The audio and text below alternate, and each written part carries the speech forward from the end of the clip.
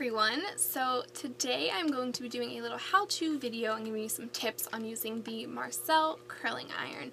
The Marcel curling iron is defined as any iron that does not have a spring in it, allowing the barrel and the shell to freely move without springing back as a standard curling iron would.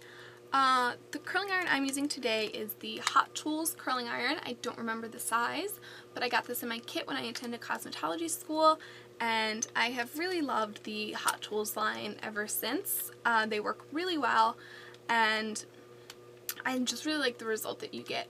So now when you do get your curling iron, the both handles are locked. So to unlock, there's this little black part here. You pull that up, and then there's literally an unlock button for the barrel handle. So you just unlock that, and now they freely move.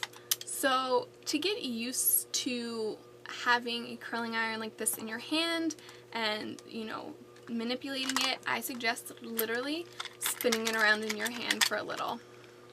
Because it does take some getting used to. You're not going to get it first try. Trust me, I didn't. I have many a burn from these kind of curling irons when I was learning how to use it. But once you get the hang of it, it is very simple, and I prefer this over any other curling iron. So after doing that for a little while and getting used to it, I also suggest practicing it without heat, because you don't want to burn your hair, you don't want to burn yourself, and it is much easier to do without heat. So first I'm going to show you without heat, and then I'm going to plug it in and show you with heat to show you the kind of curl you get. So what you're going to want to do when it comes to curling your hair is take a section, I'm just grabbing any random section right now, and the first thing you want to do is slide the barrel across your hair. This will smooth out this strand of hair you're about to be curling so that you don't really have any flyaways or frizz or anything like that. So you just want to do that, and depending on the desired curl you want is where you're going to place the barrel on your hair. Okay, so now with the barrel on your hair, you're going to turn it once, leaving this hair out and free to just do what it does. You're going to literally leave it there for a couple seconds and click and turn. By that I mean click this a very little bit as you're pulling it, not pulling, but moving it down your hair strand, and then turning it up one more time. So I'll show you that. Sorry, it's hard for me to see in my mirror. Okay. So, we were here. Click and turn. Still leaving this out.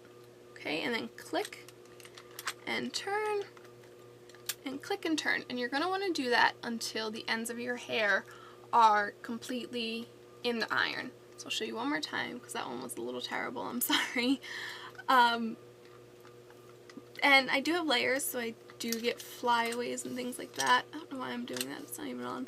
Okay, so turn, click, turn, click, turn, and then see my little ends? Just kind of lightly click and turn. And then you would have a nice pretty curl. So I am going to go plug this in and then show you guys how it looks and how it works with heat.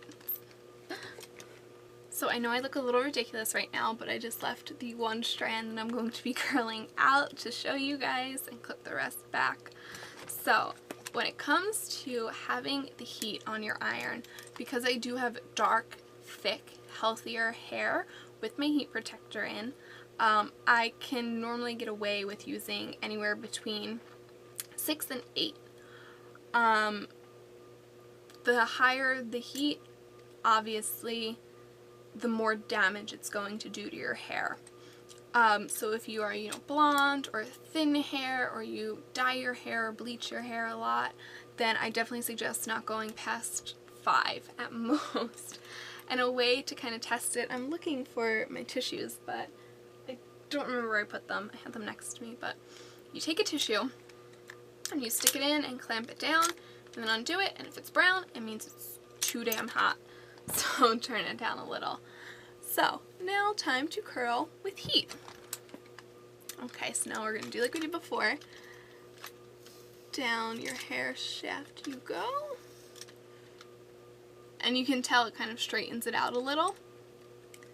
And then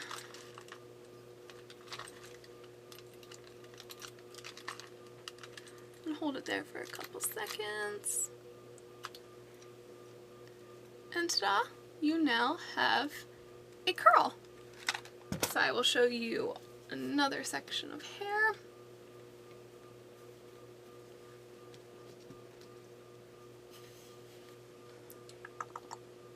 Oh Lord, I don't even know what I'm doing. Okay, so now once again.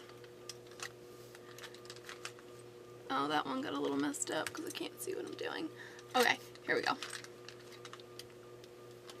Towards like the bottom layers of my hair, I don't do as much of a curl because it makes my hair too poofy.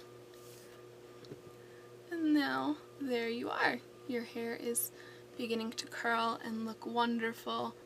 So guys, this is my finished look. I haven't hairsprayed or anything yet, so some may be falling just a little bit, but I do kind of like my curls to just kind of be loose and doing whatever they want, to be more of a wave than a tight curl.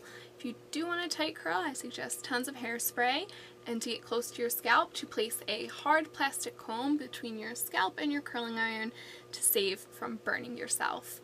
I hope you found this video helpful. And remember to get those ends in there to avoid fish hooks. So, yeah, I really hope you enjoyed it and hope you found it helpful. Happy curling!